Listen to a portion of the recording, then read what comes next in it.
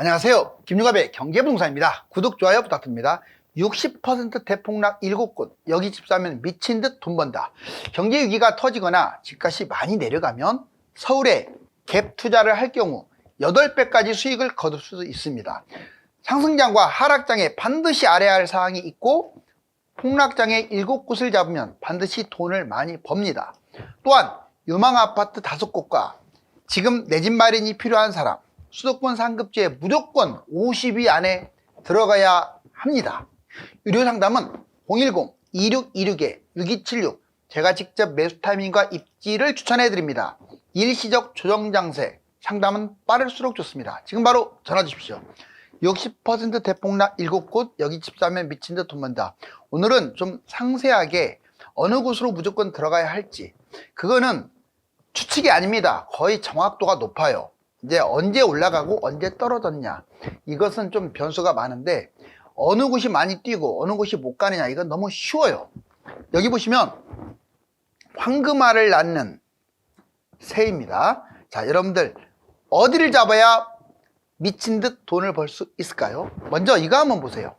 집값이 폭락하면 무조건 부동산 투자를 해야 합니다.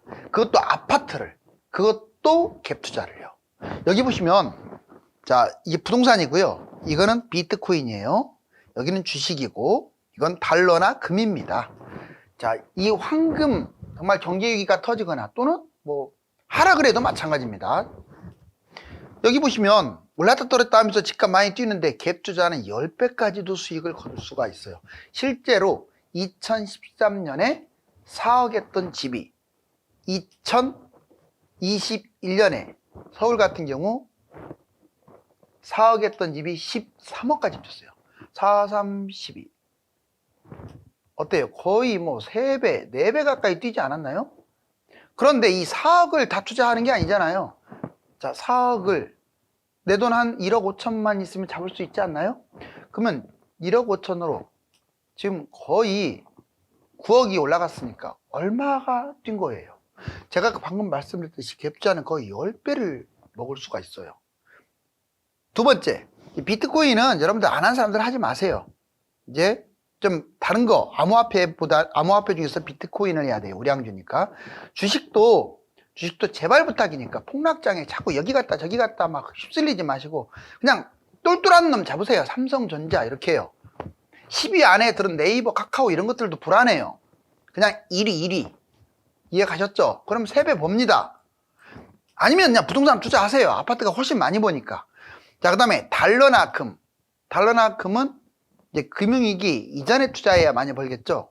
약 30%. 자, 상승장과 하락장에 여러분들이 반드시 지켜야 할 사항이 있어요. 2016년, 21년 이 상승장, 이때 보면 여기 보세요. 이게 초록색이 0입니다. 정말 많이 뛰었죠. 특히 이 박스 보시면 상당히 많이 뛰었네요.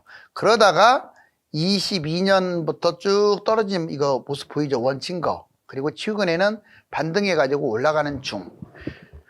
하락장 볼래요? 2008년에서 2013년. 자, 지금 2008년에서 2013년까지 이게 0인데 초록색이 밑으로 많이 포진됐죠. 자, 바로 위에 있는 상승장과 밑에 있는 하락장은 완전 다른 모양이죠. 근데 우리가 여기서 꼭 알아야 할 사항들이 있어요. 상승장에 보면 상승 보합을 반복하면서 뜁니다. 여기 보세요. 박스.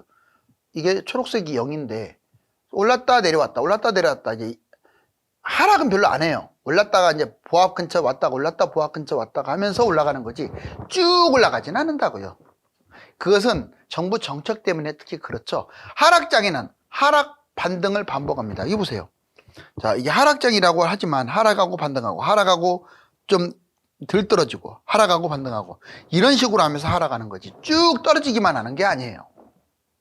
그렇기 때문에 헷갈릴 수가 있어요. 이게 지금 다시 대세 상승장이냐 아니면 잠깐 반등한 거냐, 헷갈릴 수 있죠. 충분히. 그래서 그 부분을 아주 심도 있게 분석해야 돼요. 상승장과 하락장은 보통 2년에서 5년, 하락은요 2, 3년 정도 하고요, 상승은 거의 5, 6, 7년까지도 합니다. 상승과 하락은요 4차례에서 7차례 등락합니다. 여기 보시면 여러 차례 등락하잖아요. 외부 요인, 특히 이제 해외 요인을 말하는 거예요. 해외 요인이 중요한 거예요, 부동산에서. 국내만 보면 우물 안에 개구리입니다. 제가 여러 번 얘기했지만 해외 요인이 70%, 국내 요인이 30%예요. 해외 요인과 정부 정책, 특히 국내 요인에서는 정부 정책이 중요해요. 이것으로 등락을 합니다. 상승장에 정책이 나오면요, 내리다가 다시 또 올라가요. 여기 보세요. 정책이 나오니까 내렸다 올라가고, 또 꼭지 찍으니까 정책 나오니까 내렸다 올라가고. 그런데 하락장에 정책이 나오면 올라가다가 내립니다. 무슨 얘기냐면 하락장에는 부양책을 쓰니까 정책이 나오면 이렇게 올라갔다가 다시 떨어져요. 지금 상승하고 있잖아요. 상승과 축소, 이게 반복될 거예요, 앞으로. 물론 아직 완전히 100% 상승한다 이렇게는 얘기 안 했어요. 충분히 올 겨울부터 뭐 해외 여건이 안 좋아져 버리면 충분히 추락할 수도 있습니다. 다만 이제 확률적으로는 지금 현재 올라가고 있으니까 올라가고 축소하고 이게 반복될 가능성이 높다. 자, 그런데 여기 한번 보실래요? 자, 이제 세 가지 전망. 경제가 회복이 되면 올라갈 거예요, 집값이. 그런데 지금 경제 침체가 장기화되면 당연히 내려오겠죠. 근데 이것을 넘어서서 경제 위기가 되면요, 여러분들 노다지 캘 기회가 한번 오게 되겠죠. 실질적으로 과거에 보면 이게 상승했다가 떨어졌다가 상승했다가 떨어졌다가 상승했다가 자 이제 떨어졌다가 이게 반복이 돼요. 주로 이제 상승 하락이 반복됐지만 집값이 무지막지하게 뛰죠. 집값은 결국 뜁니다. 그렇기 때문에 내 집 마련을 무주택으로 계속 가는 것은 좋지가 않아요. 자, 여기 보시면 일기 신도시 물량 때문에 또 IMF가 터지니까 이게 떨어진 거예요. 너무나 많이 뛰다가 이번에는 미국발 금융위기와 이기 신도시 물량 때문에 떨어진 거예요. 자, 이번에는 이제 위기는 아니지만 코로나죠. 코로나로 인해서 금리를 갑작스럽게 올리니까 자, 발작을 일으켜 가지고 집값이 폭락을 합니다. 그러면 이제 현재는 떨어졌다가 현재는 V자 반등해서 올라가는 중입니다. A 코스에 현재. 근데 이 A 코스를 끝까지 25년, 6년까지 뛴다는 보장은 아직은 없어요. 확률은 제일 높아요. 일단 뛰고 있으니까. 그렇지만 이 그래프 전체적으로 봤을 때 여기 이 떨어진 모양을 잘 보세요. 그러면 이 B가 오히려 사이클상으로는 B가 더 정확하겠죠? 즉 24년이나 5년까지 떨어진다 이 말이죠, 집값이. 그런 다음에 이렇게 뛰는 게 B의 모양이에요. 그러니까 현재 모습과 여건을 본다면 A가 유력한데 사이클하고 또는 경제가 더 안 좋아져 버리거나 그런다면 B 가능성도 있습니다. C는요 1분짝 난다는 뜻이에요. 장기 하락. 근데 이 사이클 그래프에서 C가 될 확률은 낮아요.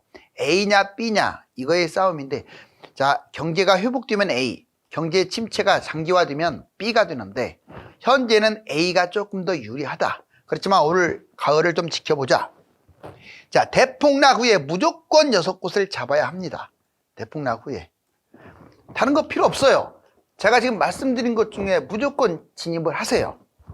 자, 돈이 있는 분들은 다른 곳 가지 말고 강남이나 한강 이 일대로 가십시오. 그 다음에 두 번째, 똑같은 돈이 있더라도 웬만하면 서울로 오세요. 서울로. 세 번째, 나는 이제 경기도에 살고 싶다. 그렇다면 가급적이면 1기라든가 2기 신도시 입지 좋은 곳으로 가세요. 물론 3기 신도시 분양도 여기에 포함됩니다. 자, 경기도라고 해서 아무 데나 잡으면 안 돼요. 신도시로 들어가는 게 유리해요. 그 다음에 네 번째, 수도권하고 광역시. 여기 신도시도 아니고 그냥 수도권하고 광역시 이런 곳들은 집값이 많이 폭락한 명품 아파트가 좋아요. 다섯 번째, GTX는 어디에 있든지 간에 많이 뜁니다. 지금 거품이 꼈든 어쨌든 상승장에 많이 뛴다고요. 그 다음에 마지막으로 여섯 번째, 새 아파트 기대주인 재건축이나 재개발을 잡으세요. 꼭 잊지 마시고 대폭락 또는 조정장세에 이쪽으로 들어가세요.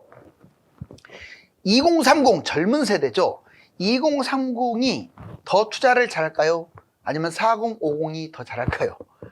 뭐 사람에 따라 다르겠지만 평균치를 봤을 때 40, 50, 60 나이가 연세가 있으실수록 재테크는 잘합니다. 그건 통계적으로도 나와 있어요. 자, 그러면 2030이 상대적으로 실패하는 원인이 뭐냐? 자, 너무 첫 번째 새 아파트만 환장합니다. 이건 잘못된 거예요. 새 아파트, 돈은 없고 새 아파트에 환장하다 보니까 나홀로를 잡게 되고요. 나홀로 아파트를.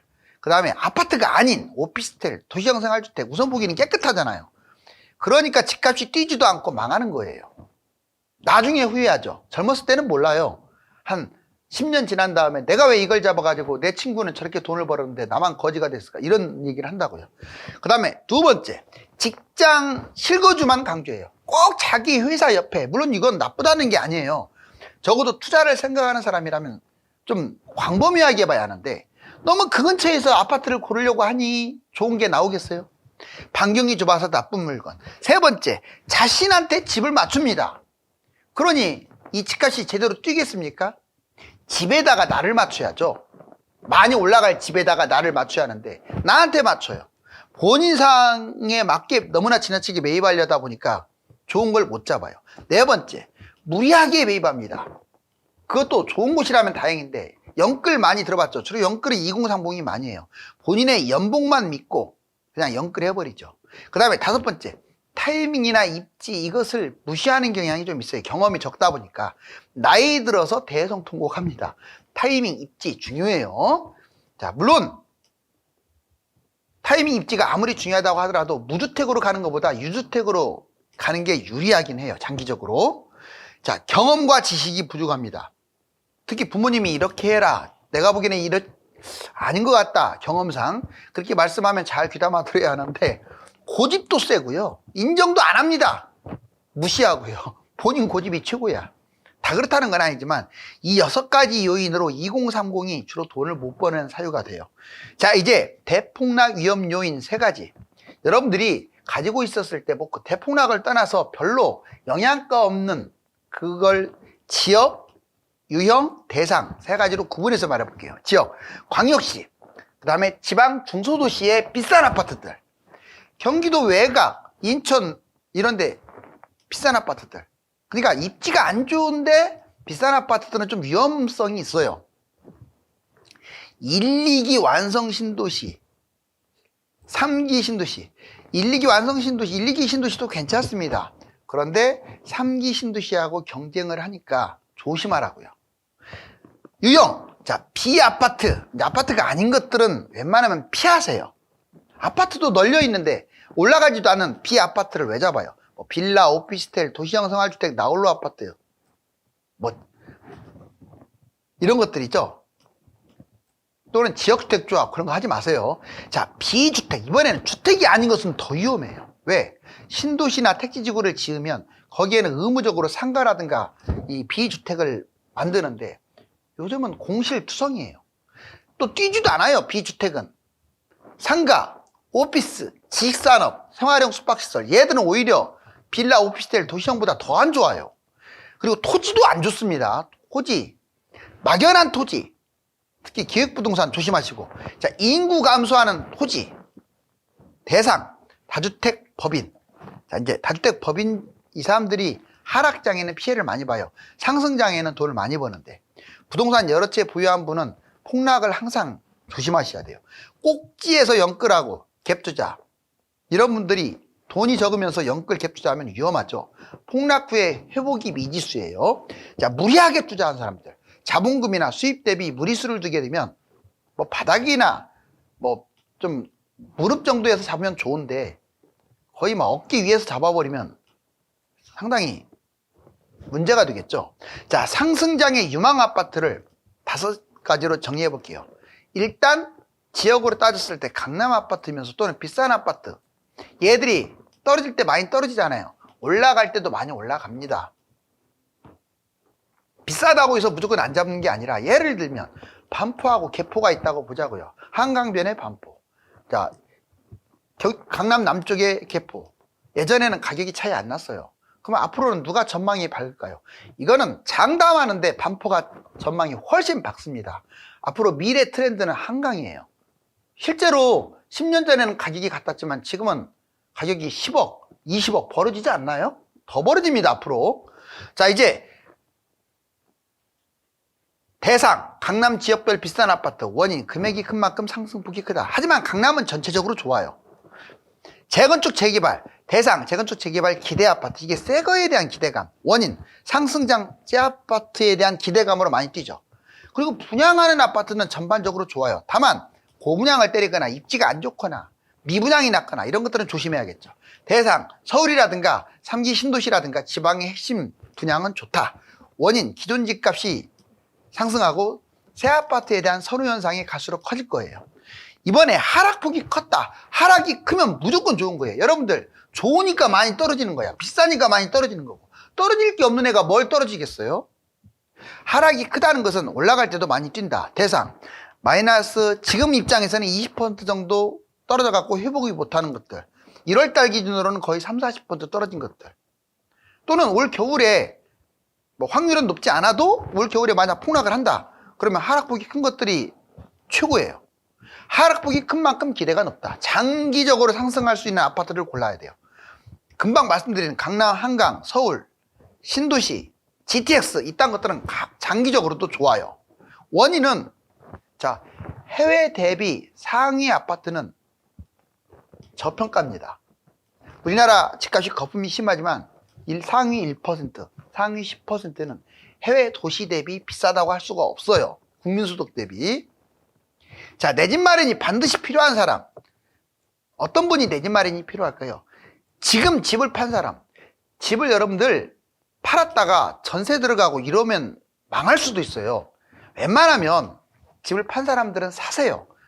자, 두 번째, 무주택자 현금 보유. 영원히 현금 보유하면요, 엄청난 손실을 가져옵니다. 자, 세 번째, 상급지로 갈아타기. 그렇죠. 집을 팔았으면 바로 사거나 아니면 상급지로 갈아타는 게 좋아요. 그 다음에 연세 드신 분들. 연세 드신 분들이 자꾸 상승장, 하락장 지나치게 따져가지고 하게 되면 이게 엇박자가 나가지고 집값이 혹시라도 뛰어버리면 망해버립니다. 그렇죠. 그렇기 때문에 연세 드신 분들은 웬만하면 내 집을 갖고 있는 게 든든한 거예요. 서울, 경기, 광역시 거주하신 분들 여기에 거주하면서 집이 없다 말이 안 되죠. 해외에서 오신 분들 이런 분들은 꼭 집을 사야 돼요. 아무 때나 사라는 건 아니지만 집이 없으면요 나중에 얼마나 내가 가난해지는지를 체험하게 돼요. 수도권 상급지 순위 이거 꼭 기억하세요.